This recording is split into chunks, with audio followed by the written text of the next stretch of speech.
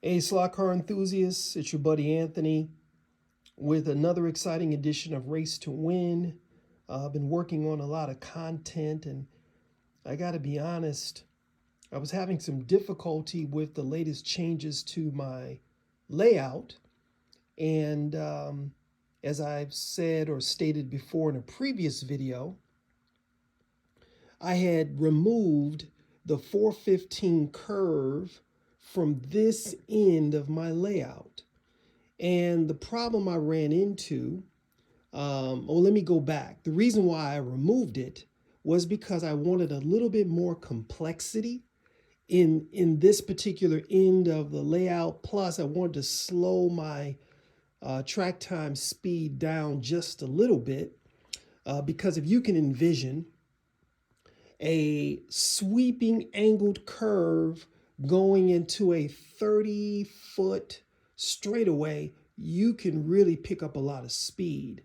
So what I did was I put this feature into the end of my layout, replacing the 415 angled curve. Now, the reason why I'm bringing this up is because no matter what I did, I could not get the track to completely mate when I start bringing the pieces together. Let me explain that better.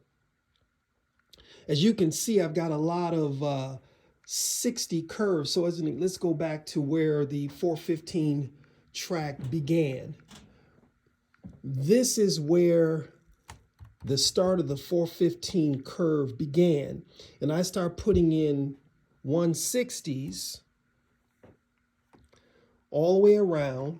So you got to really manage your driving skill. Then I put a change lane track here, going from the outside, going in so that you can cut your opponent off, going into the main straight. Problem is, no matter what I did, I couldn't get this new feature to mate with the straightaway. There was always a gap. And I got to be honest, I never used any software to generate my layout. I did it all by, to be honest, just playing around with different configurations until I came up with this particular layout. So here's what I had to do.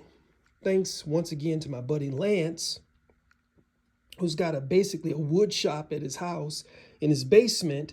I wanted to show you this because I basically had I'm going to say about almost an inch gap between this track and this track where it was an angled. In other words, it would come close to mating on this end, but it was almost a half an inch to 3/4 of an inch gap. And no matter what I did, changing all the different types of track, I couldn't get it to mate properly. So finally, I decided to cut the straightaway track. So if you can tell, the track is cut at an angle. So this is a standard straight, but I've removed a significant part of this particular track. As a matter of fact, I think I've got the piece I cut away.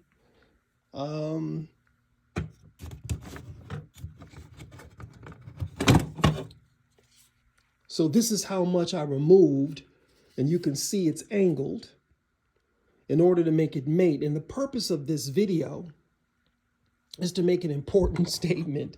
At least I think it's important.